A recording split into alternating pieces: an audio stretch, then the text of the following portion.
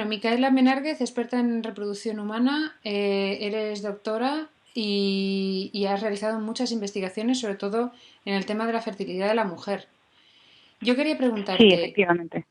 quería preguntarte, hoy se habla, han salido recientemente muchas informaciones acerca de las, entre comillas, bondades de la fecundación in vitro. Yo quería preguntarte, tú que conoces muy bien el tema, ¿es verdad que la fecundación in vitro es una respuesta frente al problema de mujeres que quieren tener hijos y no pueden? ¿Pero es la mejor solución? Bueno, yo lo que diría al respecto es, mi campo de trabajo es la fertilidad natural, es decir, el conocimiento de aquellos mecanismos de la reproducción humana que hacen posible la vida o la generación de una nueva vida humana. Entonces, desde ese punto de vista, eh, la respuesta a las mujeres que tienen dificultades para tener hijos siempre es el conocimiento de su propia naturaleza. Esto es lo más importante. ¿Por qué? Pues porque la naturaleza tiene previstos los días más fértiles, los días infértiles del ciclo, y lo más importante es el conocimiento de esa hermancia de fertilidad e infertilidad, para que realmente, si una mujer se quiere quedar embarazada, sepa cuándo se puede quedar embarazada. Ujú. Creo que esta es la respuesta más lógica, más natural y, como después podemos comentar, con una eficacia más alta. Ujú. La eficacia, comentabas que la eficacia de digamos, de las técnicas naturales, de un conocimiento natural Mm. de la fertilidad de la mujer, tiene una eficacia a la hora de conseguir un embarazo prácticamente igual a la de una fecundación in vitro.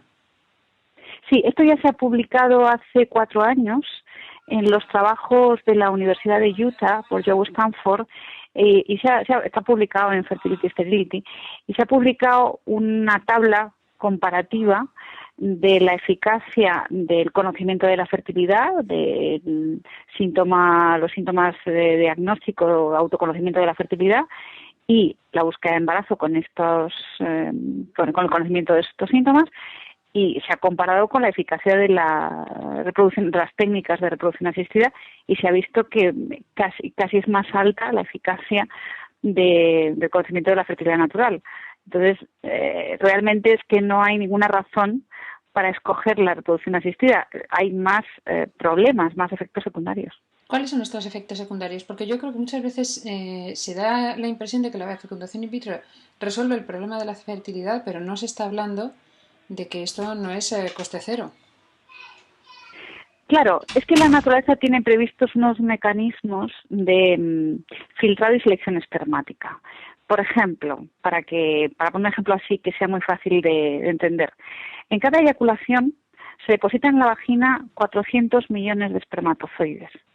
Eso es el equivalente, por ejemplo, a toda la población de la Unión Europea, Ujú. o el equivalente, por ejemplo, a toda la población de Canadá, los Estados Unidos y México juntas.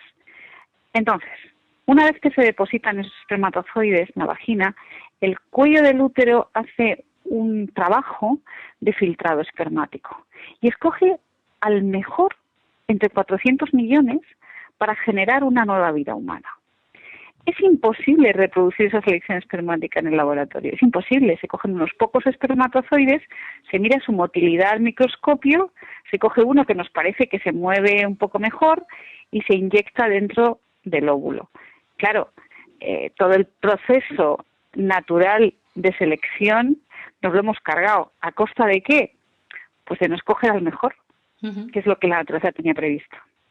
Ya, y el hecho de no escoger el mejor, bueno, no hay datos concluyentes al respecto, pero luego puede afectar a la vida de ese bebé. Bueno, porque la naturaleza tiene previsto al mejor, al más rápido, al mejor dotado genéticamente, al que es más capaz de penetrar la zona pelúcida del óvulo, cosa que en la reproducción asistida no se hace, en la fecundación in vitro, porque se atraviesa con una aguja la zona pelúcida para introducir el espermatozoide. Es decir, nos estamos saltando un montón de procesos naturales, y eso, lógicamente, puede afectar genéticamente a ese espermatozoide y por lo tanto al futuro embrión. Y después, por ejemplo, está todo el tema de la capacitación del esperma.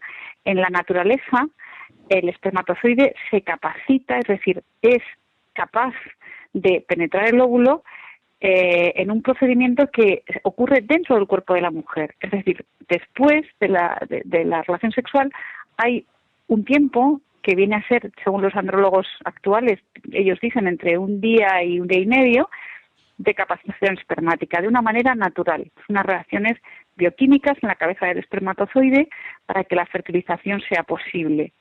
Sin embargo, esto se tiene que hacer en el laboratorio, se tiene que hacer con técnicas que no son naturales y que pueden afectar a la genética de ese espermatozoide y, por lo tanto, al futuro bebé, claro. Uh-huh.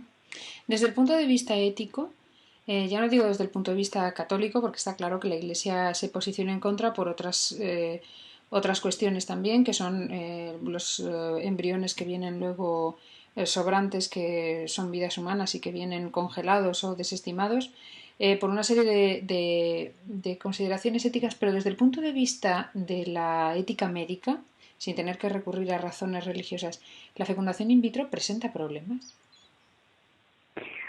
Bueno, estamos utilizando a un ser humano o a varios, porque claro, en la fecundación in vitro lo que hacemos es estimular el ovario, producir embriones, manipular esos embriones, manipular el esperma de alguna manera, etcétera, etcétera. Estamos utilizando a seres humanos para satisfacer un deseo, uh-huh, que es el deseo de ser padres. Entonces, a mí me parece que es todo lo que sea usar al ser humano para satisfacer a otro ser humano, éticamente no es correcto. Uh-huh. Sin embargo, el instinto o el sentimiento de la maternidad en la mujer es muy fuerte. ¿Se puede dar respuesta a ese sentimiento de la maternidad, de la necesidad de una mujer de engendrar una vida, que es un instinto fortísimo, es una necesidad de realización? ¿Se puede dar respuesta desde un punto de vista natural? Sí, lo primero que tendríamos que hacer todas las mujeres del mundo es conocer nuestra fertilidad, es decir, nuestros días fértiles e infértiles. Esto debería ser una parte de la cultura sanitaria universal. Es decir, a mí me sorprende cuando en la universidad yo explico los conocimientos básicos de reproducción y de fertilidad natural y mis alumnos y mis alumnas se asombran porque tienen ya 20 y pico años y es la primera vez en su vida que lo oyen. Entonces, yo creo que esto sería lo más básico, es decir, muchas mujeres que estaban en programas de reproducción asistida han venido antes a conocer su fertilidad natural y se han quedado embarazadas. Esto, ¿por qué? Porque la mujer se puede quedar embarazada realmente muy pocos días en cada ciclo. Uh-huh. Y es fundamental conocerlos, porque si no, puede pensar que es infértil y realmente no lo es. Uh-huh. Es un problema sencillamente de acertar con el día adecuado de cada ciclo. Uh-huh. Una última pregunta que yo te haría. Tú, como médico, o sea, de alguna manera la medicina, ahora que en tantos aspectos se está volviendo a la medicina natural, al respeto del cuerpo, a la ecología, se habla de todo esto, ¿tú crees que en el tema de la sexualidad esto está funcionando o la gente todavía confía demasiado en la técnica, por así decirlo? Bueno, primero yo soy farmacéutica, soy doctora en farmacia, quería puntualizar esto. Y yo creo que, y soy profesora de sexualidad y reproducción humana, y yo lo que veo en los más jóvenes es una profunda desorientación. Por ejemplo, cuando hablamos de las relaciones sexuales esporádicas, no con una pareja estable, sino, bueno, muchos de mis alumnos pues tienen varias parejas sexuales a lo largo del año, ¿no? Bueno, realmente cuando hablo con ellos de esto y hablo de los riesgos de coger una infección de transmisión sexual, los riesgos incluso de tener relaciones con preservativo, que ellos los desconocen, y después más allá los riesgos emocionales de este comportamiento, lo que me doy cuenta es que los desconocen profundamente. Y los desconocen porque nadie nunca les ha dicho nada. Y lo más triste para mí, o lo más lo que más me lleva a pensar es decir, a ver, cuando ellos vienen y me dicen, ¿y por qué ni mis padres ni mis educadores me explicaron los riesgos que tenía una conducta sexual promiscua, por ejemplo, ¿no? Porque a lo mejor se han visto metidos en esa vorágine y no querían. Realmente si hubiesen pensado o alguien les hubiese explicado los riesgos, no lo hubieran hecho. Y sin embargo, las consecuencias después las sufren, están bastante rotos física y emocionalmente como consecuencia de ese comportamiento, ¿no? Uh-huh. Y en la mujer sucede un poco lo mismo, ¿no? Muchas parejas acuden a la fecundación in vitro porque piensan que no existe otra cosa si uno quiere tener un hijo.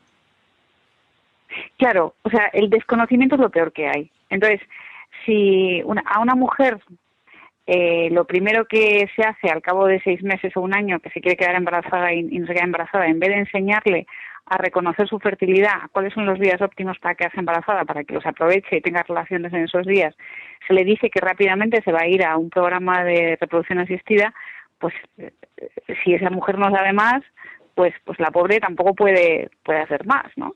Uh-huh. Pero sí, mi experiencia es que si a esas mujeres en esa situación les hablamos de sus días fértiles e infértiles y les enseñamos a conocer su propia fertilidad, ellas están muchísimo más contentas y en un porcentaje tan elevado por lo menos como lo hubiesen conseguido en la in vitro se quedan embarazadas o más.